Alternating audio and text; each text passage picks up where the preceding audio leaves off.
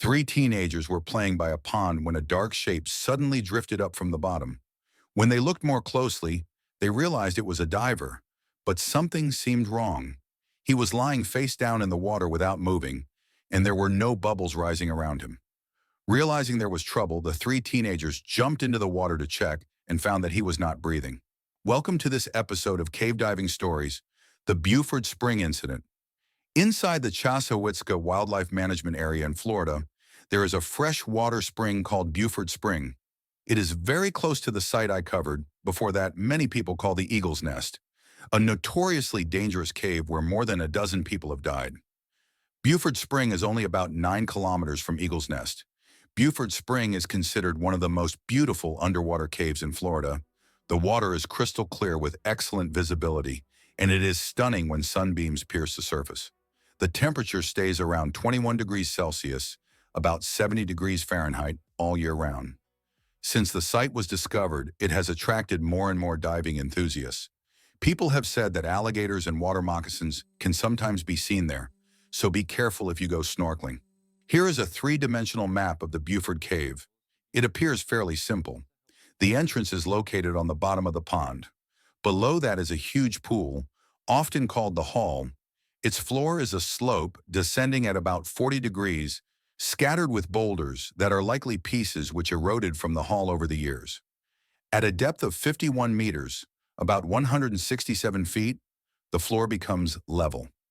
51 meters, about 167 feet, is also the maximum depth of the cave. At this point, you will find a concrete statue that divers call Kurt's Chicken Rock, which was placed in memory of underwater photographer Kurt Bowen. Continuing to the right, the passage becomes narrower. Unlike the Hall, this section has a silty bottom and no natural light. At the far right is the end of the cave, where there is a siphon tube about 13 centimeters high, about 5 inches. That is where the water that feeds Buford Spring enters. Even though the cave does not look complicated, you must have a cave diving certification to dive here, and the narrow passage area is recommended only for closed-circuit rebreather technical divers.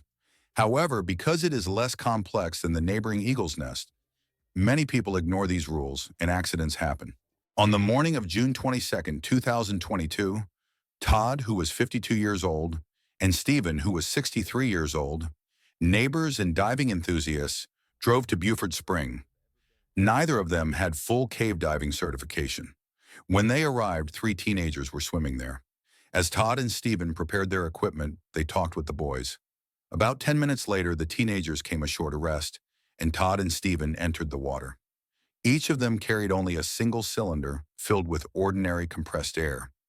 The 2 men descended through the pond bottom into the cave hall and were immediately captivated by the beauty.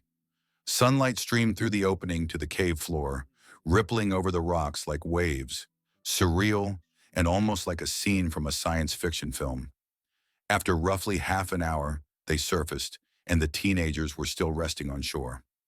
After greeting them, Todd and Stephen remained in the water, talking about whether to go a bit deeper since the dive had gone smoothly and seemed easy. During the discussion, Todd mentioned that his tank seemed to be leaking a little, but after a while they decided to go back down anyway. 20 minutes later, the boys on shore noticed a dark shape drifting up from the bottom that looked like one of the divers. The person was lying face down in the water. At first, they assumed he was just looking down to check his equipment, so they did not think much of it. However, after 2 minutes had passed, he still had not moved, and there were no bubbles. The teenagers sensed something was wrong, jumped into the water, and discovered that it was Todd, and he appeared not to be breathing.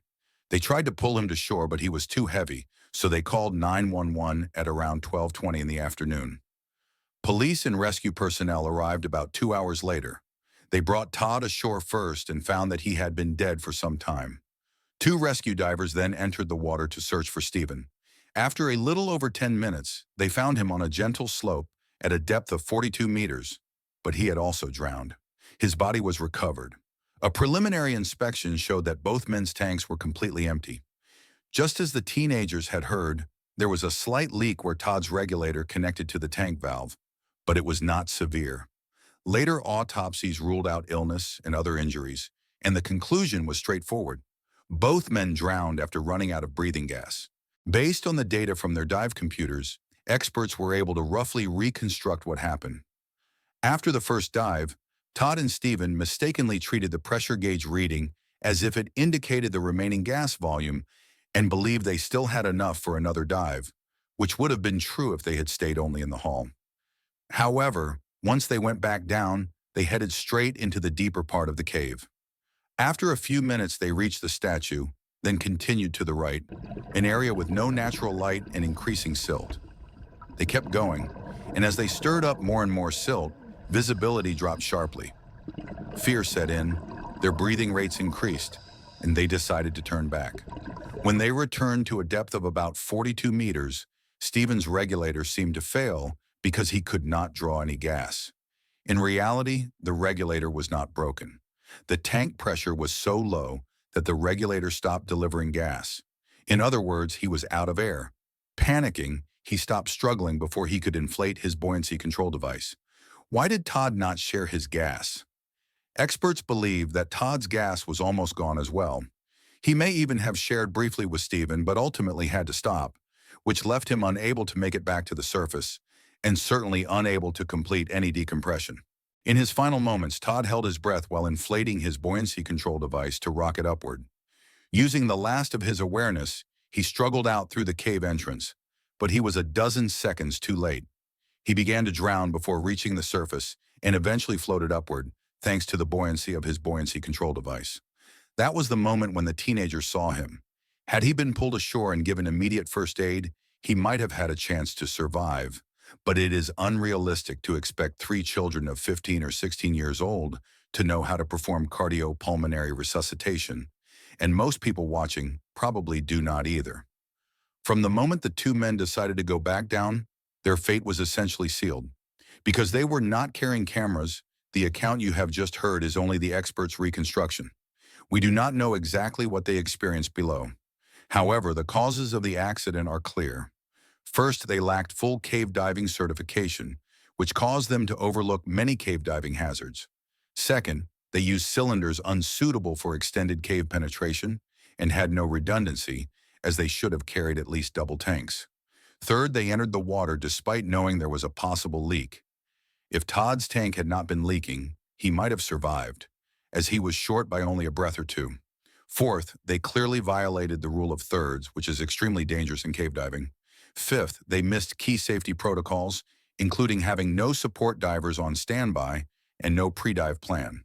In short, this was a textbook, preventable diving accident. It is a strong and fresh warning to diving enthusiasts that cave diving is not a casual amusement. Before every dive, you must adhere to strict certification, planning, redundancy, and team procedures, because the person facing the risk is not someone else. It is you, the diver. That is all for this episode. I would truly appreciate it if you could subscribe to the channel to support me. Thank you for watching, and see you next time.